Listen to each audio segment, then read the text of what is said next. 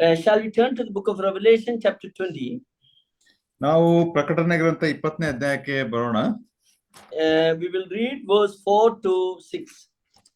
4ರಿಂದ 6 ವಚನಗಳನ್ನ ಓದಿಕೊಳ್ಳೋಣ. ಪ್ರಕಟಣೆ 20, 4ರಿಂದ 6. ತರುವಾಯ ಸಿಂಹಾಸನಗಳನ್ನ ಕಂಡೆನು, ಅವುಗಳ ಮೇಲೆ ಜನರು ಕೂತಿದ್ದರು, ನ್ಯಾಯ ತೀರಿಸುವ ಅಧಿಕಾರವು ಅವರಿಗೆ ಕೊಡಲ್ಪಟ್ಟಿತು. ಇದಲ್ಲದೆ ಯೇಸುವಿನ ವಿಷಯವಾದ ಸಾಕ್ಷಿಯ ನಿಮಿತ್ತವಾಗಿಯೂ ದೇವರ ವಾಕ್ಯದ ನಿಮಿತ್ತವಾಗಿಯೂ ತಲೆ ವಹಿಸಿಕೊಂಡವರ ಆತ್ಮಗಳನ್ನು ಮೃಗಕ್ಕೂ ಅದರ ವಿಗ್ರಹಕ್ಕೂ ನಮಸ್ಕರಿಸದೆ ತಮ್ಮ ಹಣೆಯ ಮೇಲೆ ಮತ್ತು ಕೈಯ ಮೇಲೆ ಗುರುತು ಹಾಕಿಸಿಕೊಳ್ಳದೆ ಇರುವವರನ್ನು ಕಂಡೆನು. ಅವರು ಜೀವಿತರಾಗಿ ಎದ್ದು 1000 ವರ್ಷ ಕ್ರಿಸ್ತನೊಂದಿಗೆ ಆಡಿದರು. ಮಿಕ್ಕ ಸತ್ತವರು ಆ 1000 ವರ್ಷ ತೀರುವ ತನಕ ಜೀವಿತರಾಗಿ ಹೇಳಲಿಲ್ಲ. ಇದೇ ಪ್ರಥಮ ಪುನರುತ್ಥಾನವು. ಪ್ರಥಮ ಪುನರುತ್ಥಾನದಲ್ಲಿ ಸೇರಿರುವವನು ಧನ್ಯನು, ಪರಿಶುದ್ಧನೂ ಆಗಿದ್ದಾನೆ. ಇಂಥವರ ಮೇಲೆ ಎರಡನೆಯ ಮರಣಕ್ಕೆ ಅಧಿಕಾರವಿಲ್ಲ. ಆದರೆ ಅವರು ದೇವರಿಗೂ ಕ್ರಿಸ್ತನಿಗೂ ಯಾಜಕರಾಗಿ ಕ್ರಿಸ್ತನೊಂದಿಗೆ ಆ 1000 ವರ್ಷ ಆಳುವರು. May the Lord bless the reading of the portion of the scripture. ಈಗ ಓದಿದಂತ ದೇವರ ವಾಕ್ಯದ ಭಾಗವನ್ನ ದೇವರ ಆಶೀರ್ವದಿಸಲಿ. The passage which we have read is one of the very clear passage that speaks about the millennial kingdom. ನಾವೀಗ ಓದಿದಂತ ಭಾಗ ಸ್ಪಷ್ಟವಾಗಿ 1000 ವರ್ಷ ಆಳ್ವಿಕೆಯ ಕುರಿತು ತಿಳಿಸುವಂತ ಒಂದು ಭಾಗವಾಗಿದೆ.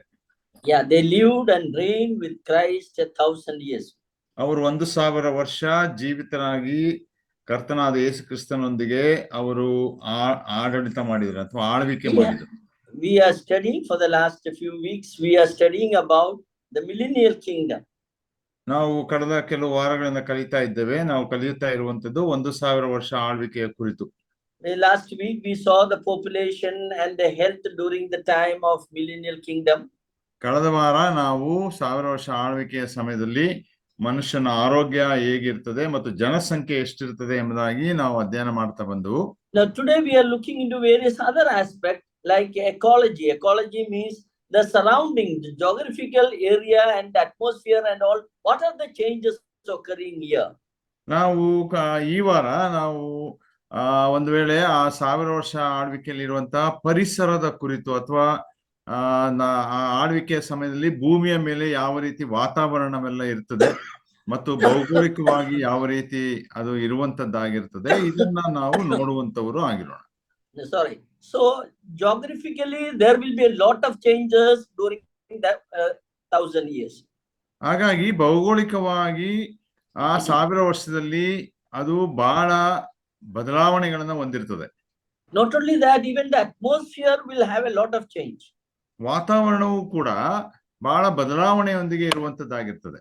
See, when God created the earth, ನೋಡಿ, ದೇವರು ಈ ಭೂಮಿಯನ್ನ ಸೃಷ್ಟಿಸಿದಾಗ there was only one piece of land. The lands were not divided. It was having one piece and the water is outside. ಅಲ್ಲಿ ನಾವು ನೋಡೋದೇನೆಂದ್ರೆ ಭೂಮಿ ಅನ್ನೋದು ಒಂದೇ ಒಂದು ಭಾಗವಾಗಿತ್ತು. ಅದು ಇಬ್ಬಾಗವಾಗಿರ್ಲಿಲ್ಲ ಮತ್ತು ಅದರ ಸುತ್ತಲೂ ನೀರಿತ್ತು ಎಂಬುದಾಗಿ. It was not divided into continents. Today we see that there is this, America is different and India is different, Asia, everything is divided. In between the sea you can see. ಈಗ ನಾವು map ಅಲ್ಲಿ ನೋಡುವ ಹಾಗೆ ಈಗಿರುವಂತೆ ಅವಾಗ ಖಂಡಗಳು ಅಂದ್ರೆ continents ಎಂಬುದಾಗಿ English ಅಲ್ಲಿ ಹೇಳ್ತಾರೆ. ಖಂಡಗಳಿರಲಿಲ್ಲ. ಒಂದು ವೇಳೆ ಏಷ್ಯಾ ಖಂಡವಾಗಲಿ, ಉತ್ತರ ಅಮೆರಿಕ ಖಂಡ, ಆಸ್ಟ್ರೇಲಿಯಾ ಖಂಡ, ಆಫ್ರಿಕಾ ಖಂಡ, ಈ ತರ ವ್ಯತ್ಯಾಸಗಳಿರ್ಲಿಲ್ಲ. You know, the scientists also say that once upon a time everything was one piece and later on is divided into continents. ವಿಜ್ಞಾನಿಗಳು ಕೂಡ ಅವರು ಹೇಳುವಂತ ಮಾತೇನೆಂದ್ರೆ ಒಂದು ಕಾಲದಲ್ಲಿ ಎಲ್ಲವೂ ಒಂದೇ ಭಾಗವಾಗಿತ್ತು ಇಡೀ ಭೂಮಿ, ಅನಂತರ ಅವುಗಳನ್ನ ಖಂಡವಾಗಿ ಭಾಗ ಮಾಡಲಾಯಿತು ಎಂಬುದಾಗಿ. So scientists, they say that it is called continental drift. The continents were drifted, they move always. ಅಂದ್ರೆ ವಿಜ್ಞಾನಿಗಳು ಅದನ್ನ ಕುರಿತು ಹೇಳುವಾಗ ಹೇಳ್ತಾರೆ ಏನಂದ್ರೆ ಆ ಖಂಡಗಳು ಒಂದಕ್ಕೊಂದು ಬಿಟ್ಟು ದೂರ ಹೋಗುವಂಥದ್ದು ಅಥವಾ ಜಾರಿಕೊಳ್ಳುವಂಥದ್ದು. In Genesis chapter 10 verse 25, in Genesis chapter 10 verse 25, ಆದಿಕಾಂಡ 10ನೇ ಅಧ್ಯಾಯ 25ನೇ ವಚನ, we read about a person called Peleg. We read about Peleg. ನಾವಿಲ್ಲಿ ಪೇಲೆಗ್ ಎಂಬ ಒಂದು ಹೆಸರನ್ನು ನೋಡ್ತೇವೆ. See, it is, if you want you can read that Genesis 10:25. ಆದಿಕಾಂಡ 10ನೇ ವಚನ, ಏಬರನಿಗೆ 2 ಮಕ್ಕಳು ಹುಟ್ಟಿದರು, ಒಬ್ಬನಿಗೆ ಪೇಲೆಗ್ ಎಂಬ ಹೆಸರು. ಅವನ ಕಾಲದಲ್ಲಿ ಭೂಮಿಯ ಜನಗಳು ವಿಂಗಡವಾದವು. Yeah, the earth divided during the time of Peleg. That is what it is mentioned.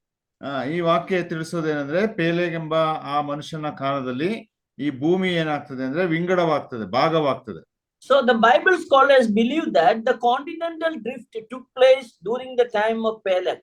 ಹಾಗಾಗಿ ಸತ್ಯವೇದದ ವಿದ್ವಾಂಸರು ನಂಬುವುದೇನೆಂದ್ರೆ, ಈ ಖಂಡಗಳು ಆದಂತ ಸಂಗತಿಗಳು ಅಥವಾ ಸಮಯ ಈ ಪೇಲೆಗ್ ಎಂಬ ಈ ಮನುಷ್ಯನ ಸಮಯಗಳಲ್ಲಿ ಎಂಬುದಾಗಿ.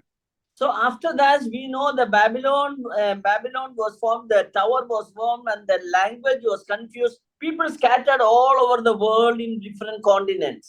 ಅನಂತರ ನಾವು ನೋಡ್ತೇವೆ, ಆ ಬಾಬೇಲ್ ಗೋಪುರವನ್ನ ಕಟ್ಟಲ್ಪಟ್ಟಿತು. ಅನಂತರ ಬೇರೆ ಬೇರೆ ಭಾಷೆ ಉಂಟಾಯಿತು. ಜನರು ಪ್ರಪಂಚದಾದ್ಯಂತ ಅಥವಾ ಬೇರೆ ಬೇರೆ ಖಂಡಗಳಿಗೆ ಚದರಿ ಹೋದರು ಎಂಬುದಾಗಿ ತಿಳ್ಕೊಳ್ಬಹುದು. But when we study about the millennial kingdom, ಆದ್ರೆ ನಾವು 1000 ವರ್ಷ ಆಳ್ವಿಕೆಯನ್ನು ಕಲಿಯುವಾಗ it looks like that these continents will come again once again and they will form as a single piece.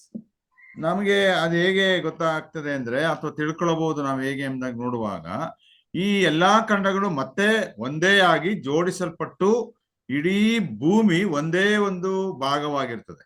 We know that in the millennial kingdom, during that the highest mountain is Jerusalem. ನಮಗೆ ಆ 1000 ವರ್ಷಗಳಲ್ಲಿ ಬಹಳ ಉನ್ನತವಾದಂತ ಒಂದು ಶಿಖರ ಅಥವಾ ಬೆಟ್ಟ ಅಂದ್ರೆ ಅದು ಯೆರೂಸಲೇಮ್. To have an highest mountain, definitely there should be a continental drift, or continent has to move, then only the Jerusalem will become a highest mountain. ಈಗ ಆತರ ಉನ್ನತವಾದಂತ ಒಂದು ಶಿಖರ ಯೆರೂಸಲೇಮ್ ಆಗಬೇಕಾದ್ರೆ ಅದರ ಅಕ್ಕಪಕ್ಕ ಇರುವಂತ ಎಲ್ಲಾ ಖಂಡಗಳು ಅದು ಒತ್ತಟ್ಟಿಗೆ ಹತ್ರ ಬರುವಂತದ್ದಾಗಿರುವಾಗ ಇದಕ್ಕೆ ಎತ್ತರದ ಒಂದು ಸ್ಥಾನ ಸಿಗ್ತದೆ. Yeah, in Micah chapter 4 verse 1 and 2, you can see that Jerusalem is going to be the highest mountain. ನಾವಿಲ್ಲಿ ಮೀಕನ ಗ್ರಂಥ 4ನೇ ಅಧ್ಯಾಯ 1-2 ವಚನದಲ್ಲಿ ನೋಡ್ತೇವೆ, ಯೆರೂಸಲೇಮ್ ಅನ್ನುವುದು ಅತಿ ಉನ್ನತವಾದಂತ ಒಂದು ಬೆಟ್ಟ. We can read that, Micah chapter 4 verse 1 and 2. ಮೀಕನ ಪುಸ್ತಕ 4ನೇ ಅಧ್ಯಾಯ 1 ಮತ್ತು 2ನೇ ವಚನ. ಮೀಕ 4:1-2. ಅಂತ್ಯಕಾಲದಲ್ಲಿ ಯೆಹೋವನ ಮಂದಿರದ ಬೆಟ್ಟವು ಎಲ್ಲಾ ಗುಡ್ಡ ಬೆಟ್ಟಗಳಿಗಿಂತ ಉನ್ನತೋನ್ನತವಾಗಿ ಬೆಳೆದು ನೆಲೆಗೊಳ್ಳುವುದು. Yeah, here we see that Jerusalem is going to be the highest mountain. At the top of the mountain, it is meant established. In the top of the mountain, we see that. ಬರ್ತದೆ ಉನ್ನತವಾದಂತ ಗುಡ್ಡ ಬೆಟ್ಟಗಳಲ್ಲಿ ಅಥವಾ ಅಲ್ಲಿ ಆ ಯೆಹೋವನ ಮಂದಿರವು ಕಟ್ಟಲ್ಪಡ್ತದೆ. Yeah, again Isaiah chapter 2 also same thing is repeated. ಅಲ್ಲಿ ನಾವು ಯೆಶಾಯನ ಗ್ರಂಥ 2ನೇ ಅಧ್ಯಾಯದಲ್ಲೂ ಅದೇ ಬರೆದಿರುವುದನ್ನ ನೋಡ್ತೇವೆ. Let us look into that. Isaiah 2 verse 2. ನಾವು ಯೆಶಾಯನ ಗ್ರಂಥ 2ನೇ ಅಧ್ಯಾಯ 2ನೇ ವಚನವನ್ನು ಕೂಡ ಓದೋಣ. ಯೆಶಾಯ 2:2. ಅಂತ್ಯಕಾಲದಲ್ಲಿ ಯೆಹೋವನ ಮಂದಿರದ ಬೆಟ್ಟವು ಗುಡ್ಡ ಬೆಟ್ಟಗಳಿಗಿಂತ ಉನ್ನತವಾಗಿ ಬೆಳೆದು ನೆಲೆಗೊಳ್ಳುವುದು. Yeah, our mountain of the Lord's house shall be established in the top of the mountain and shall be exalted above the hills, and all the nations will flow. That means going to be the highest mountain, that is Jerusalem. ನೋಡಿ, ಹಾಗೆ ನಾವು ನೋಡ್ತಾ ಬಂದ ಹಾಗೆ ಆ 2 ವಾಕ್ಯ ಭಾಗಗಳಲ್ಲಿ ಯೆರೂಸಲೇಮ್ ಅನ್ನುವಂಥದ್ದು ಇಡೀ ಪ್ರಪಂಚದಲ್ಲ ಒಂದು ಉನ್ನತೋನ್ನತವಾದ ಶಿಖರವಾಗಿರ್ತದೆ. Today we know that Himalaya is the highest mountain. ನಮಗೆ ಇವತ್ತು ಗೊತ್ತಿದೆ ಹಿಮಾಲಯ ಪರ್ವತ ಅತಿ ಎತ್ತರವಾದಂತ ಪರ್ವತ. But during the time of millennium, the Jerusalem is going to be the highest mountain, and God's temple will be established upon that mountain. ಆದ್ರೆ 1000 ವರ್ಷ ಆಳ್ವಿಕೆಯಲ್ಲಿ ಈ ಯೆರೂಸಲೇಮ್ ಪಟ್ಟಣ ಅದು ಉನ್ನತೋನ್ನತವಾದ ಒಂದು ಬೆಟ್ಟವಾಗಿ ಅಲ್ಲಿ ದೇವಾಲಯವನ್ನು ಕಟ್ಟಿದ ನಂತರ ಆ 1000 ವರ್ಷ ಆಳ್ವಿಕೆ ಅಲ್ಲಿ ನಡೀತದೆ. For having such a change, there should be an anti-continental drift. That is what happened earlier. It has to be reversed. Then only it can happen. ಆ ತರವಾದ ಉನ್ನತ ಬೆಟ್ಟ ಒಂದು ಸ್ಥಳದಲ್ಲಿ ಆಗಬೇಕಾದ್ರೆ ಮೊದಲು ಹೇಗೆ ಇಬ್ಬಾಗವಾಗಿ ಅಥವಾ ಭಾಗವಾಗಿ ಖಂಡಗಳು ಉಂಟಾಯ್ತು, ಆ ಭಾಗ ಮಾಡಲ್ಪಟ್ಟ ಖಂಡಗಳೆಲ್ಲ ಈಗ ಒಟ್ಟಿಗೆ ಸೇರುವಂತದ್ದಾಗಿರಬೇಕು. Yeah. Again, we see that a lot of changes in the atmosphere will occur. ಅನಂತರ ನಾವು ನೋಡ್ತೇವೆ ವಾತಾವರಣದಲ್ಲಿಯೂ ಕೂಡ ಅನೇಕ ಬದಲಾವಣೆಗಳು ಉಂಟಾಗ್ತದೆ. In Isaiah chapter 30 verse 26, you please read there. ನಾವಲ್ಲಿ ಯೆಶಾಯನ ಗ್ರಂಥ 30ನೇ ಅಧ್ಯಾಯ 26ನೇ ವರ್ಷದಲ್ಲಿ ಓದ್ತೇವೆ. It's mentioned that the sunlight will increase 7 times. ಅಲ್ಲಿ ಬರೆಯಲ್ಪಟ್ಟಿದೆ ಸೂರ್ಯನ ಬೆಳಕು 7 ಪಟ್ಟು ಜಾಸ್ತಿ ಆಗ್ತದೆ ಎಂಬುದಾಗಿ. Yeah, moon will give the light like the sun. ಚಂದ್ರನು ಕೂಡ ಸೂರ್ಯನ ಹಾಗೆ ಬೆಳಕನ್ನ ಕೊಡ್ತಾನೆ. 26ನೇ ವರ್ಷದಲ್ಲಿ ನೋಡ್ತೇವೆ ಅದನ್ನ. Yeah, just to read that. ಇದಲ್ಲದೆ ಯೆಹೋವನು ತನ್ನ ಜನರ ರಣವನ್ನು ಕಟ್ಟಿ ಅವರ ಪೆಟ್ಟಿನ ಗಾಯವನ್ನು ಗುಣ ಮಾಡುವ ದಿವಸದಲ್ಲಿ ಚಂದ್ರನ ಬೆಳಕು ಸೂರ್ಯನ ಬೆಳಕಿನಂತಿರುವುದು ಮತ್ತು ಸೂರ್ಯನ ಬೆಳಕು 7ರಷ್ಟು ಹೆಚ್ಚಿ 7 ದಿನಗಳ ಬೆಳಕಿನಂತಾಗುವುದು. Yeah, sometimes when we read it, we are getting frightened. You know, sunlight is increasing 7 times. What a hot it is, isn't it? ಒಂದು ವೇಳೆ ಸೂರ್ಯನ ಬೆಳಕು 7ರಷ್ಟು ಹೆಚ್ಚಿದ್ರೆ ಎಷ್ಟು ಒಂದು ಶೆಕೆ ತಾಪಮಾನ ಅಲ್ಲಿ ಇರಬಹುದು. Now only it's very difficult for us to survive the heat. ಈಗಲೇ ನಮಗೆ ಅಷ್ಟು ಬೇಸಿಗೆಯನ್ನ ಅಥವಾ ಬಿಸಿಯನ್ನ ತಡ್ಕೊಳ್ಳಿಕ್ಕೆ ಆಗ್ತಾ ಇಲ್ಲ. Then how it is going to happen? That's what the question is. ಈಗ ಇರುವಂತ ಪ್ರಶ್ನೆ ಅದೇನೆ, ಇದು ಹೇಗೆ ಆ ಸಮಯದಲ್ಲಿ ಆಗ್ಲಿಕ್ಕೆ ಸಾಧ್ಯ? But you look at that, the light which is coming will not have heat there. ಆದ್ರೆ ನಾವಲ್ಲಿ ತಿಳ್ಕೊಳ್ಬಹುದು ಏನಂದ್ರೆ, ಆ ರೀತಿ ಬರುವಂತ ಆ ಬೆಳಕಿನಲ್ಲಿ ಅಲ್ಲಿ ಅವಾಗ ತಾಪಮಾನ ಇರಲ್ಲ, ಉಷ್ಣಾಂಶ ಇರಲ್ಲ. Isaiah chapter 4 verse 5 and 6 you read.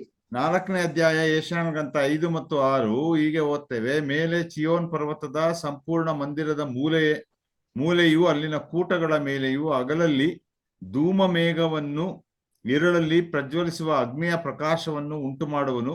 ಈ ಪ್ರಭಾವದ ಮೇಲೆಲ್ಲ ಆವರಣವಿರುವುದು. ಹಗಲಿನ ಬಿಸಿಲಲ್ಲಿ ನೆರಳನ್ನು, ಸಣ್ಣ ದೊಡ್ಡ ಮಳೆಗಳಲ್ಲಿ ಆಶ್ರಯವನ್ನು ಕೊಡುವ ಮಂಟಪವಿರುವುದು. Yeah, here we see that the God is going to establish a tabernacle so that the heat should not come upon the earth. ಅಲ್ಲಿ ನೋಡ್ರಿ, ಭೂಮಿಯ ಮೇಲೆ ಆ ಸೂರ್ಯನ ತಾಪಮಾನ ಬರದ ಹಾಗೆ ದೇವರು ಒಂದು ಮಂಟಪವನ್ನ ವಿಸ್ತಾರವಾಗಿ ಕಟ್ತಾನೆ. Yeah, there is a tabernacle. That's very clearly mentioned in verse 6. ಅಲ್ಲಿ 6ನೇ ವರ್ಷದಲ್ಲಿ ಬಹಳ ಸ್ಪಷ್ಟವಾಗಿ ಕೊಡಲ್ಪಟ್ಟಿದೆ, ನೆರಳನ್ನು ಕೊಡುವ ಹಾಗೆ ಆಶ್ರಯನ್ನು ಕೊಡುವ ಮಂಟಪವಿದೆ ಎಂಬುದಾಗಿ. See, when Bible was writing, their scientific knowledge was very poor. ಈ ಸತ್ಯವೇದವನ್ನ ಬರೆಯುವಂತ ಸಮಯದಲ್ಲಿ ವೈಜ್ಞಾನಿಕ ಜ್ಞಾನ ಬಹಳ ಬಲಹೀನವಾಗಿತ್ತು. But yet all the scientific truth has been revealed in the scripture. ಆದರೆ ದೇವರ ವಾಕ್ಯದಲ್ಲಿ ವಿಜ್ಞಾನದ ಎಲ್ಲಾ ಸತ್ಯಗಳನ್ನ ಪ್ರಕಟಪಡಿಸಲಾಗಿದೆ. This is one example for that. ಇದು ಒಂದು ಉದಾಹರಣೆ, ಈಗ ಓದಿದ ವಾಕ್ಯ ಭಾಗ. You know, today when your sunlight is coming to the earth, ಇವತ್ತಿನ ದಿವಸ ಒಂದು ವೇಳೆ ಸೂರ್ಯನಿಂದ ಅದರ ಬೆಳಕು ಭೂಮಿಗೆ ಬೀಳುವಾಗ, at the outer side of the earth there is called a ozone umbrella. You might have heard about it, ozone umbrella. ಅಲ್ಲಿ ನಾವು ಆ ಭೂಮಿಯ ಮೇಲ್ಭಾಗದಲ್ಲಿ, ಅಂದ್ರೆ ಆ ವಾತಾವರಣ ದಾಟುವ ಒಂದು ಸ್ಥಳದಲ್ಲಿ ಓಝೋನ್ ಎನ್ನುವಂತ ಒಂದು ಕೊಡೆಯೋಪಾದಿಯಲ್ಲಿ ಇರ್ತದೆ. That is a covering of the earth, we can see that. ಅದನ್ನ ಭೂಮಿಯ ಮೇಲೆ ಒಂದು ಮುಚ್ಚಲ್ಪಡುವಿಕೆ ಎಂಬ ರೀತಿಯಲ್ಲಿ ಕಾಣ್ತದೆ ಅದು. What is ozone umbrella? I will tell you. ಅಂದ್ರೆ ಓಝೋನ್ ಇದು ಎಂಬುದಾಗಿ ಹೇಳುವಾಗ ಅದು ಏನೆಂಬುದಾಗಿ ಸಹೋದರ ಹೇಳ್ತಾರೆ. See, in the sunlight there is a rays called ultraviolet rays.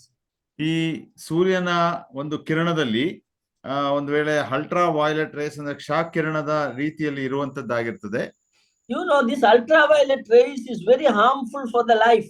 It is causing damage to the life. ಆದ್ದರಿಂದ ಈ ಮನುಷ್ಯನ, ಪ್ರಾಣಿಗಳ ಮತ್ತು ಗಿಡಮರಗಳ ಜೀವಕ್ಕೆ ಈ ಒಂದು ಕಿರಣಗಳು ಬಹಳ ಅಪಾಯಕಾರಿ.